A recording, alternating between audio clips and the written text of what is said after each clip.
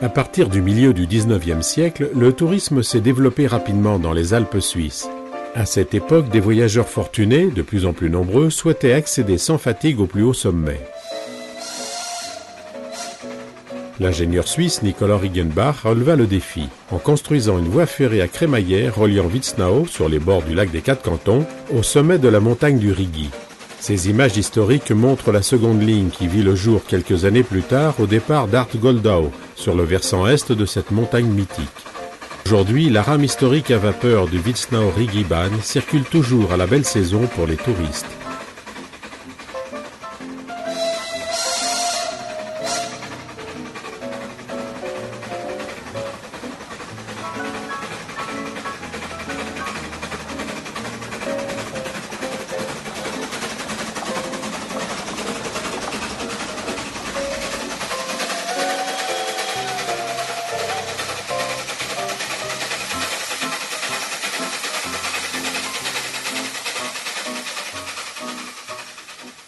À son ouverture, le 21 mai 1871, le Witznau-Rigi fut le premier chemin de fer à crémaillère d'Europe. Sur à peine plus de 7000 mètres de longueur, le train gravissait un dénivelé de 1315 mètres. Cela peut sembler banal aujourd'hui, mais à cette époque c'était extraordinaire.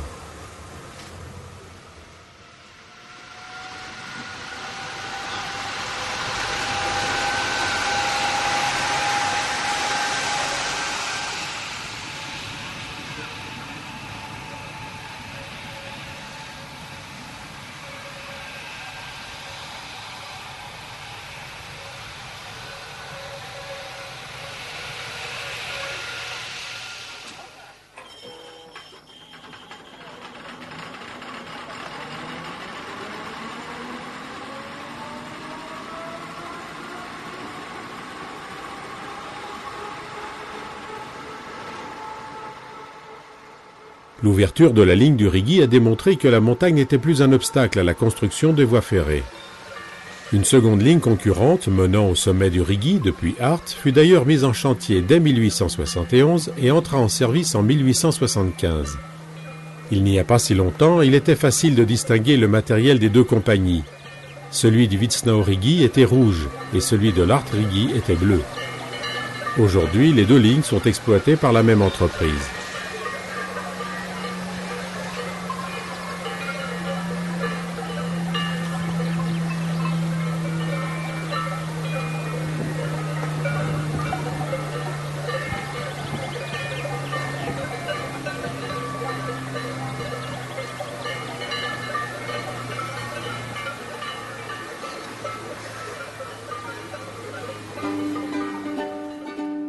Au fil des années, plusieurs systèmes de crémaillère concurrents ont été mis au point en Suisse.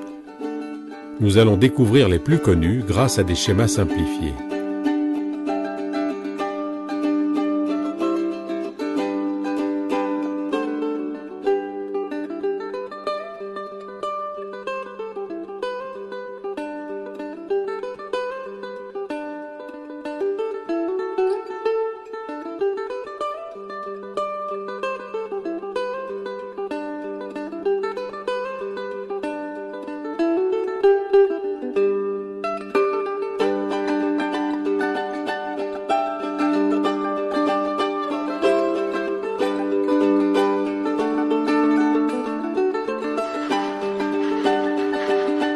Le BOB, ou Berner Oberlandbahn, part d'Interlaken depuis 1890. Ce réseau a été électrifié dès 1914. La ligne conduit d'abord à Zweiluchinen, gare de bifurcation, où le train se sépare en deux tranches, l'une en direction de Lauterbrunnen, l'autre vers Grindelwald.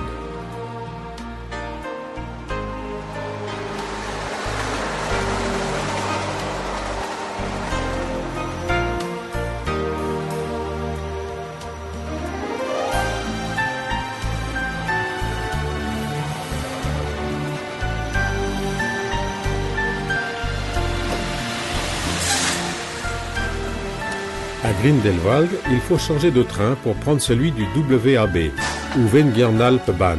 Ce chemin de fer est équipé de la crémaillère et circule sur un écartement de voie peu courant, 80 cm.